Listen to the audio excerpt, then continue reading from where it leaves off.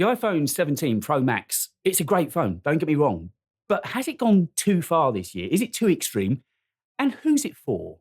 That's what we're going to talk about in this video. I'm David, and this is D Talking Tech.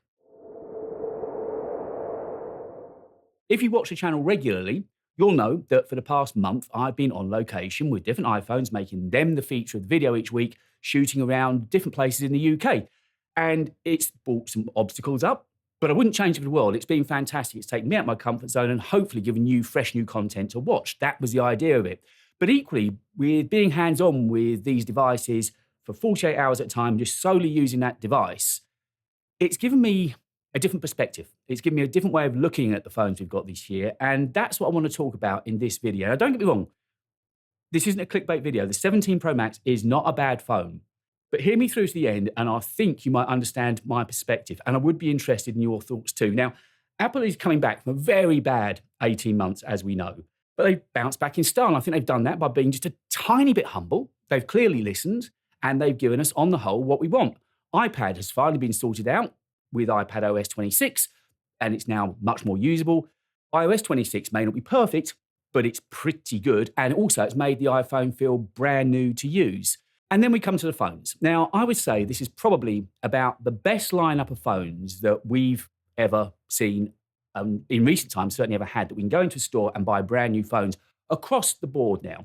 We've got the 16E, which if you've watched any of my videos, you'll know I'm a big fan of. It's not just a parts bin. It's not just a cheap substitute. It's a good phone in and of itself. If you want a phone that can do phone stuff day to day, but without all the faff and the bloat, it's a great phone for you. But where Apple sometimes confuse me is they kind of shot themselves in the foot. So in February, they released this really good phone at, what was it, £599. And then a few months later, in the autumn, they released the iPhone 17, which possibly is the phone of the year. And they released that at just £100 more. They immediately pulled the rug out from the 16E, which I don't understand. But the fact remains, you've got the 16E, you've got the 17, which is a great all-round phone. And then, of course, you've got the Air. And the Air, until you've used it and held it, you won't understand just how good it is. But again, Apple confused me there. The price, I can excuse them for that because of the design. It is just a piece of art. But then when they released the battery pack alongside the Air, it was almost as if they were convinced the battery was going to be poor on the 17 Air. And it really hasn't been. I've used it a lot over the past few weeks,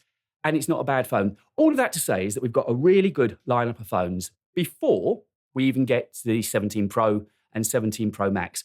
And that's what I really want to feature on and talk about too, and hear your thoughts in this video. What is the point of the Pro Max? Virtually everything, I would say, 60, 70% of what the Pro Max does can be done on all of the other phones, pretty much. So the only reason for buying the Pro Max is for the camera setup. Now, the cameras are amazing. Let's forget about the front-facing camera. Well, I say forget about it. That in itself is pretty spectacular, what they've done for that, but that square sensor is across the range. I'm looking at these three 48 megapixel cameras that we've got on the back of the 17 Pro and Pro Max. They are brilliant lenses. They give us options to, in the right conditions at least, shoot really high resolution photos. So good, in fact, that they can be downloaded and printed. And I've done that. I've got some prints up in the studio here, and I'm probably going to get some more framed up as well, maybe even sell some later on. But what I can tell you is that the photos you take off your iPhone stand to being printed out to A2, A0, A1, they can stand being enlarged and scrutinized, and they still look good, which means that the images we're getting off the Pro and Pro Max are professional level quality. Now, of course, the photo side of it is only one half of the story. We've also got the video side of it. Now, look, I'm a nerd.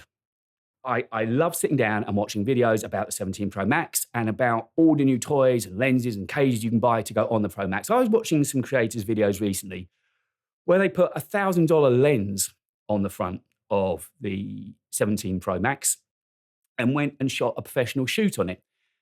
Which, don't get me wrong, I loved watching the video. I was really interested in it, and I've kind of put a mini cage on mine, and I'm enjoying using it. But at what point do we stop?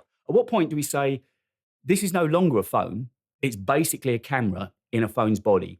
And how far do you want to push it? How much would you spend on making your 17 Pro or Pro Max into a full-blown camera? Put it this way, if I turned up at your wedding, if you paid me, let's pull a figure out the air, £10,000 to come and shoot a day's worth of video for you at your wedding and shoot photos, and I turned up with, albeit a very rigged out and well set up iPhone Pro Max, would you think, hold on a minute, I've just been done out of 10 grand? Or wouldn't you bat an eyelid? And also, this year I've been teaching myself on all these locations I've been on. Not only have I taken iPhones with me, I've taken my Canon with me that I'm shooting this on now. I've taken my Canon with me because if you're a regular to the channel, you'll know that I've fallen in love with photography this year. I found out I've got a pretty good eye for it and I am loving it. And I've taught myself from zero to where I am now by trial and error, but I decided it wasn't enough just to be shooting on the iPhone. I wanted to shoot on a real camera and get real photos and be a professional. But does shooting on a Canon, on a Nikon, on a Sony, does that make me more professional than by shooting on a 17 Pro or Pro Max? Is the definition of pro what you use, or is the definition of pro what you create? And if the public you're creating it for, or the person you're creating it for, the client, if they're happy? It's a line, I don't know where that line comes, but that's kind of the quandary that I'm in. Now, the thing is, my Canon 90D is 6 or 7 years old. It's the only camera I've got. It's the first camera I bought, and it's the only camera I've got. So am I shooting myself in the foot by just using that and thinking it's got a bigger sensor, a better sensor, therefore it's always going to be better pictures? From a video point of view, it doesn't shoot log. So am I putting one hand behind my back? Should I be using the newer technology? I did buy a new lens for the Canon this year, 24mm f1.4 lens, a Canon lens, which is what I'm shooting with right now. But I think I've taken that body about as far as I can. So what should I do? What should you do? Should I decide I'm going to save money and look to buy a new Canon, an R5 or something? Or should I trip out the kit that I've already got?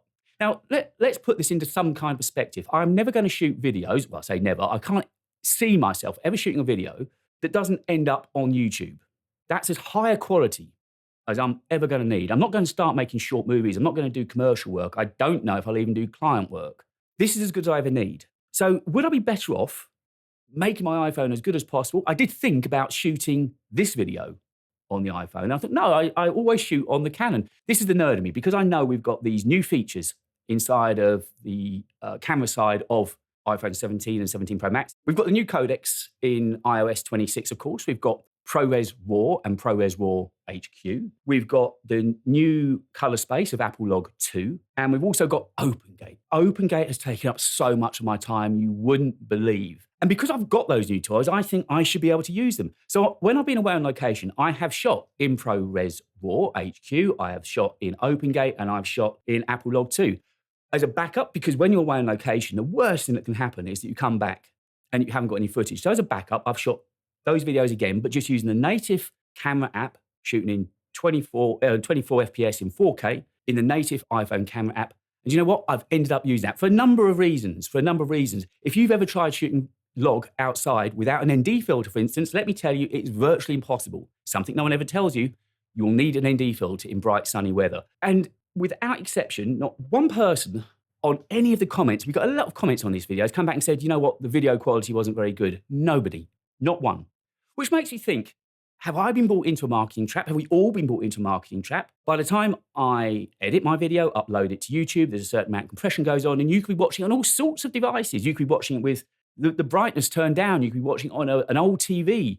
It could be on an older iPhone. Who knows how you're watching it? So are we all chasing something that's not there? In other words, am I chasing a dream that I really shouldn't worry about? And again, I'll tell you what brought this to a head for me, why I wanted to sit down and make this video, is because I'm off to Edinburgh soon on another trip, this time for a sponsor, and it's for a load of camera lenses. I've been sent a load of camera lenses to test and make a video about. You'll be seeing it in the next few weeks. So I said to the client, okay, we've got some budget. Let me fly off to Edinburgh, stay there and shoot the video for you there. I've got to get it right first time. Now, I will be taking a reasonable amount of kit with me. I'll be taking the small rig cage with me, the phone will be mounting that. I'll have an LED light so I can shoot in the Airbnb in the evening if I want to. I'll be taking a wireless mic with me. I'll be taking the Lexo SSD and all of their lenses, which makes you wonder if I've got a better camera in the iPhone than on the camera that I'm shooting now.